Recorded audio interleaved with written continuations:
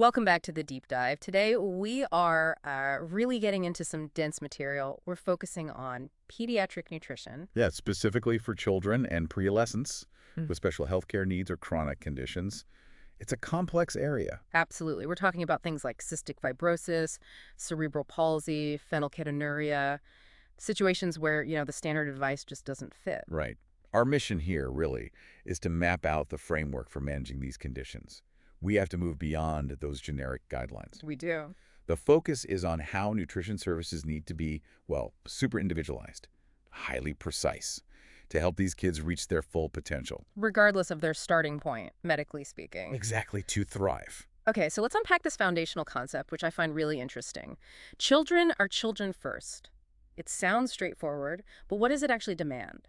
Well, it demands that we prioritize their independence and typical development as much as possible. It means the expectations for participating in life, in meals, should be basically the same as for their peers, even if we need to change the methods. So they're still expected to become independent with food choices, Yeah. meal prep, that sort of thing. Yes, definitely. It's about participation. So encouraging them to set the table, but maybe putting the plates on a low shelf if they use a wheelchair, that kind of modification? Precisely. It's about enabling success, not, lowering expectations. Makes sense. And this isn't just a nice thought. It's actually written into law.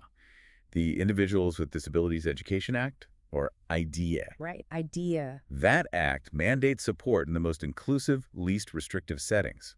And that influences everything, including how schools handle nutrition. How so? Well, schools might need to provide specific alternative foods, for example, right there in the main cafeteria, alongside everyone else. Okay, that really sets the stage for the big challenge, which is section 1 in our source material, general nutritional requirements.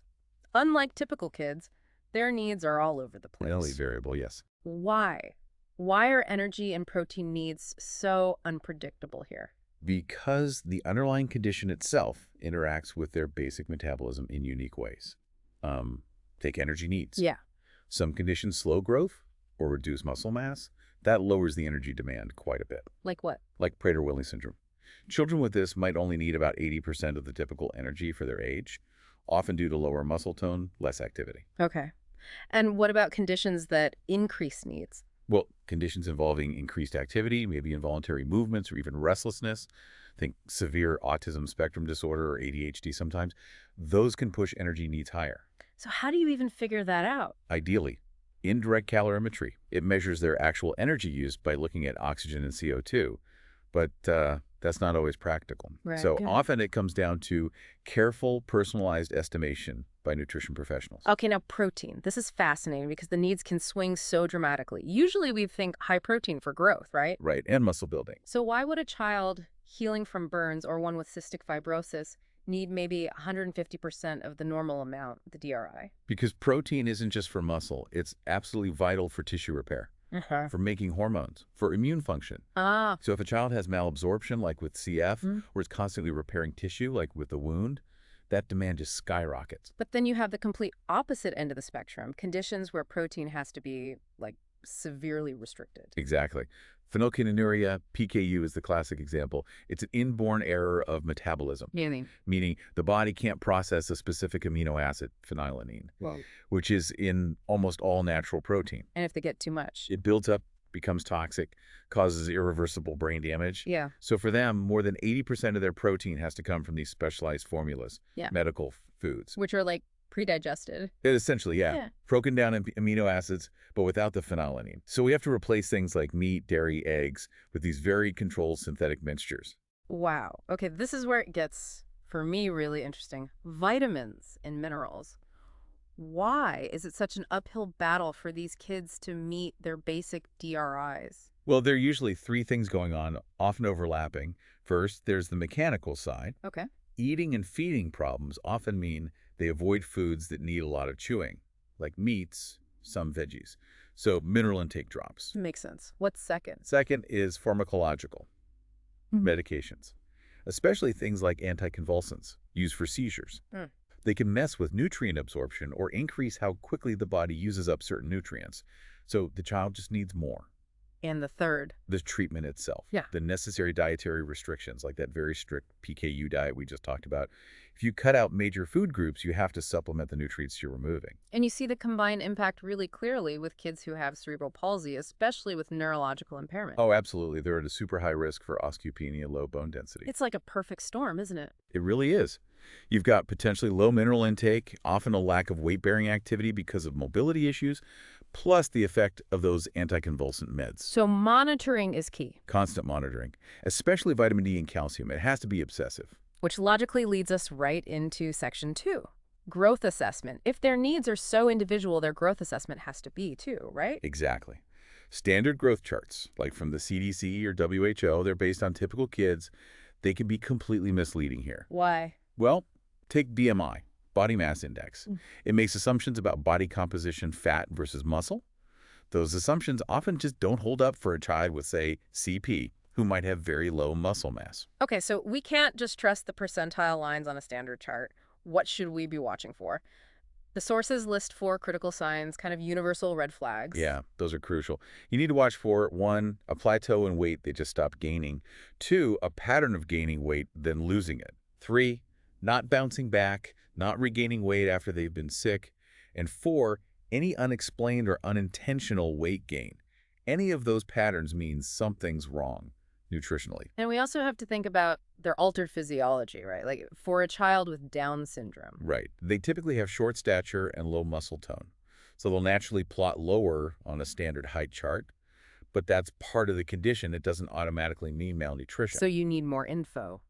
You absolutely do. You have to measure body fat stores directly, skin fold thickness, arm circumference, before you jump to conclusions about needing more calories. A child might look thin, but have adequate fat reserves. And the age when the condition started matters too. Huge difference. Early onset conditions, ones that start before or around birth, are much more likely to affect overall growth potential. It ties into that fetal origins hypothesis. Got it. And then secondary conditions can complicate things further. Definitely. Like scoliosis, that side-to-side spine curve common in CP, it physically makes it impossible to get an accurate standing height measurement. So are there better charts? There are. Specialized growth charts exist for specific conditions, chondroplasia, Down syndrome, Prader-Willi, and others. Their sample sizes are smaller, obviously, but they're invaluable because you're comparing the child to their actual peers with the same condition. This really comes alive in case study 13.1 about Santiago. He's a 3rd grader with spina bifida, uses a wheelchair. Yes, Santiago is a perfect example of why standard charts fail. On a regular CDC chart, his weight was around the 75th percentile. Technically, not overweight. Wow. But his activity level was very low because of the wheelchair use. And when they actually measured his body fat stores, clinically overweight, he was gaining about 8 pounds a year, which sounds okay, but it was way too fast for his low activity. So his actual energy needs were much lower. Much lower. They estimated he only needed about 1,100 calories a day. That's maybe 2/3 of what his active peers would need. And the intervention really speaks to that children are children first idea, doesn't it? It does. Beautifully. The nutritionist restricted his school lunch calories, which was necessary, down to 350 calories. But then, and this was brilliant, they added a large evening snack composed of his favorite foods he chose. giving him back control. Exactly. It addressed the calorie issue, but also respected his need for autonomy and, frankly, the enjoyment of eating. It wasn't just about the numbers. So once we have a clearer picture of growth, we get to section 3, interventions and feeding challenges. The main goal here is just maintaining good nutrition, right? Preventing more problems. Pretty much. Making sure nutrition-related issues don't get layered on top of the primary condition, and interventions have to be tailored. What's the first line of defense usually? Often it's enteral supplements. These are things like Pediasure complete nutritional drinks, or those specialized formulas for PKU we talked about. They're taken orally. But sometimes that's not enough, or not possible. Right. If oral intake is unsafe, maybe due to swallowing issues, or if the nutrient needs are just too high to meet by mouth, then a gastrostomy tube might be necessary. A G-tube, that's the semi-permanent tube through the abdominal wall. It's the one. I imagine families often resist that initially. It sounds like a big step. Oh, there's almost always initial resistance. Yeah. And that needs to be handled with a lot of sensitivity and discussion. But honestly, it can be life-changing. In what way? For kids with severe CP, or maybe kidney disease, it ensures they get adequate nutrition without mealtimes becoming these incredibly stressful, hours-long battles. The source mentions a common approach. using the tube for supplemental feeds overnight. So they still eat during the day? Yes, they still eat orally for pleasure, for social reasons during the day, but the tube feed overnight guarantees they meet those high-calorie or specific nutrient needs. You bring a lot of peace and improve safety. Okay, shifting gears slightly with interventions. Feeding itself can be the challenge. Pediatric feeding disorders. Yes, this is a big area. The definition is basically impaired oral intake that is not age-appropriate. And it's way more than just being picky, right? Oh, absolutely. It often links back to issues with motor skills needed for chewing and swallowing, maybe sensory processing issues, neurological signals getting mixed up, even psychological factors. What are common signs? Things like self-feeding skills being way behind their age, meals taking an excessively long time, like over 30-40 minutes routinely. Sometimes the timing of meals needs adjustment because medications cause nausea or make them too tired to eat. And managing that takes a team. Definitely. You often need occupational therapists, speech pathologists, dietitians, maybe psychologists or behavior specialists, all working together. Okay, let's pull this together now. Section 4 looks at specific conditions. How do these diseases totally change the nutritional game plan? Let's start with cystic fibrosis. Okay, CF. It's a common genetic disorder.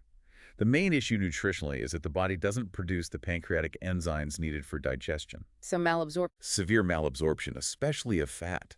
And because fat is needed to absorb certain vitamins, they also struggle with fat-soluble vitamins, Yeah. A, D, E, and K. So the intervention has to tackle that head-on. Right. They need very high energy intake, often 150%, sometimes even 200% of normal needs. And, crucially, they have to take pancreatic enzyme replacement therapy, PERT pills, with every single meal and snack. Right. Without the enzymes, they just can't absorb the nutrients. Okay, huge energy needs plus enzyme therapy. Now contrast that with PKU. DKU is the opposite in some ways. It requires that lifelong, incredibly restrictive diet we touched on earlier. Remind us again. Severely limiting natural protein, avoiding meat, dairy, eggs, even regular bread and pasta. Over 80% of their protein has to come from that special phenylalanine-free formula, usually a liquid they drink. That sounds incredibly difficult to stick to, especially long-term. It is.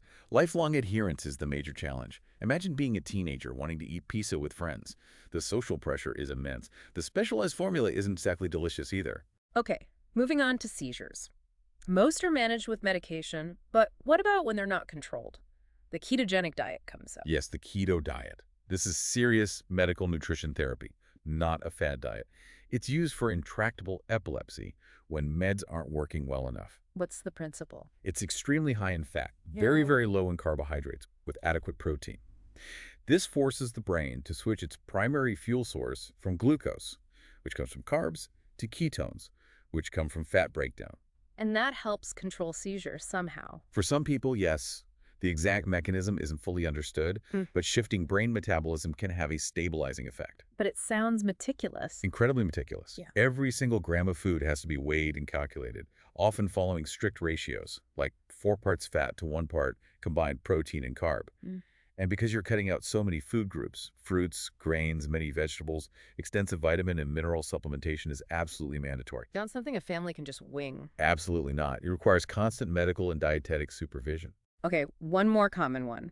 ADHD, attention deficit hyperactivity disorder. What's the main nutritional concern here? Is it the condition itself? Usually it's not the ADHD itself, but a side effect of the common treatment. The medications. Exactly. The psychostimulant medications often prescribed, like Ritalin or Adderall, frequently suppress appetite. Ah, so that leads to problems with growth? It can, yeah. Slow weight gain, sometimes slowed linear growth.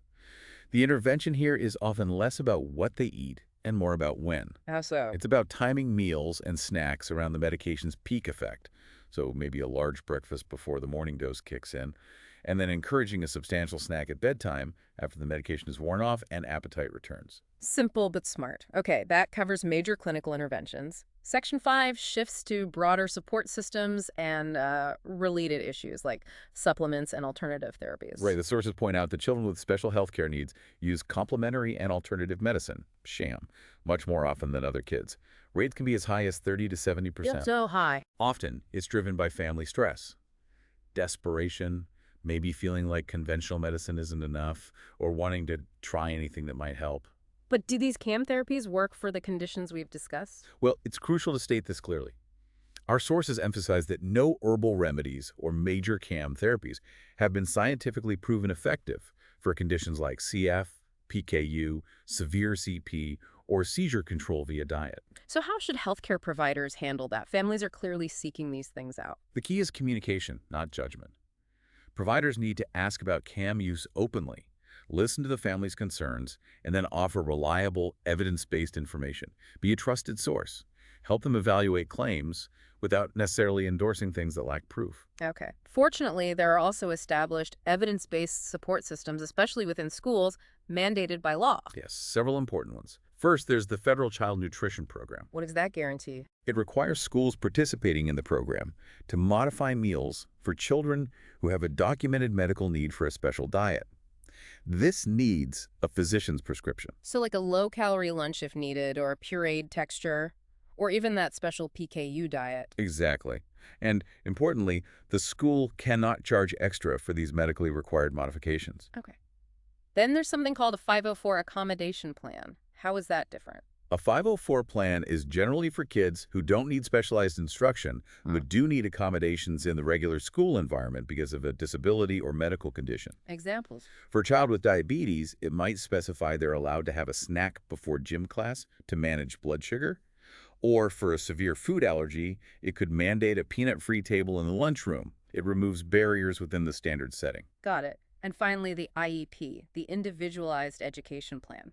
Right. The IEP is for children who qualify for and receive special education services. This is where nutrition can become part of their formal educational goals. Specific nutrition-related services can actually be written into the IEP.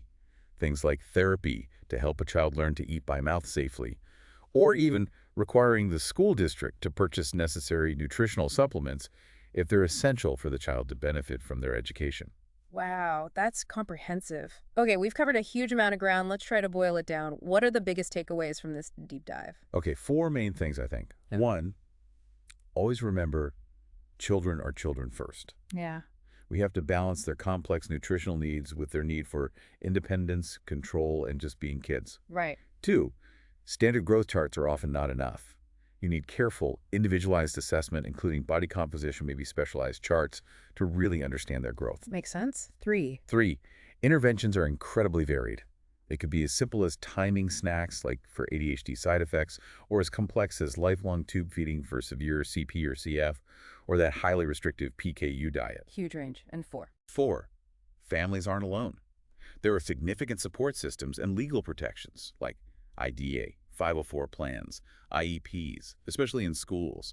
Families need help navigating these. That's a great summary. It leaves me with a final thought, though. Given everything we've discussed, the sheer complexity of assessment, the age onset matters, the constant need for specialized formulas or diets like for PKU or keto, how does all that constant vigilance, that intense modification, affect a child's long-term relationship with food? You know, the social side of eating, the enjoyment, especially as they grow up. What does that look like down the road? What stands out to you? That's a really important question to ponder. Something for you all to think about, too. Thank you for joining us for the deep dive.